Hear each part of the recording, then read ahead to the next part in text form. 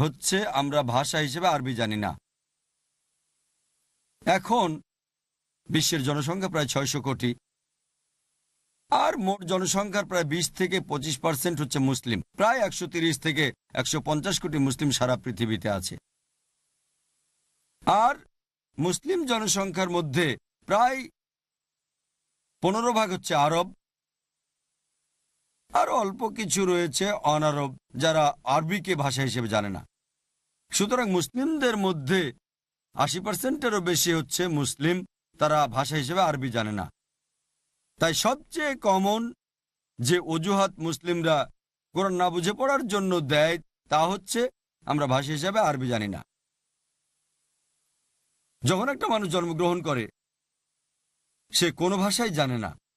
শিশুরা একেবারে প্রথমে মায়ের ভাষা শেখে যাতে করে সে অন্যদের সাথে ভাব বিনিময় করতে পারে।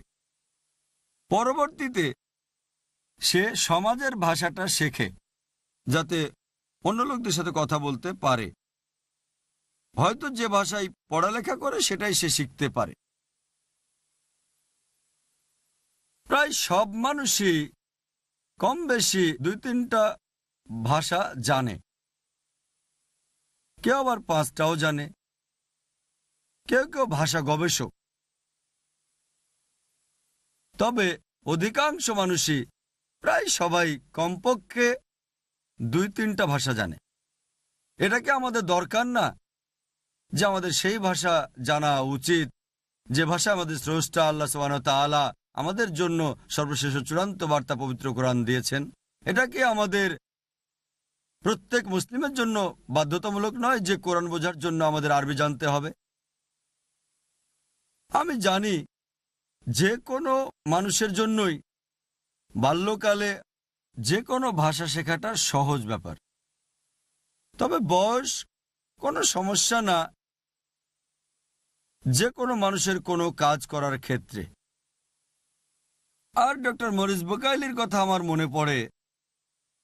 আপনারা অনেকেই জানেন যে ডক্টর মরিস বুকাইলি ছিলেন খুবই বিখ্যাত সার্জন এবং বিজ্ঞানী, যাকে মেডিসিনের উপরে ফ্রেঞ্চ একাডেমি অ্যাওয়ার্ড দেওয়া হয়েছিল।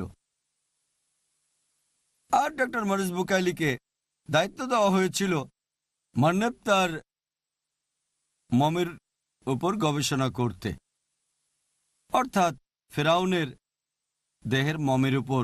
কথাটা মুসা আলাইহিস সালামের সময় হয়েছিল, যেটা উল্লেখ আছে বাইবেলে। আর মান্নেব তার মমির উপর গবেষণার পর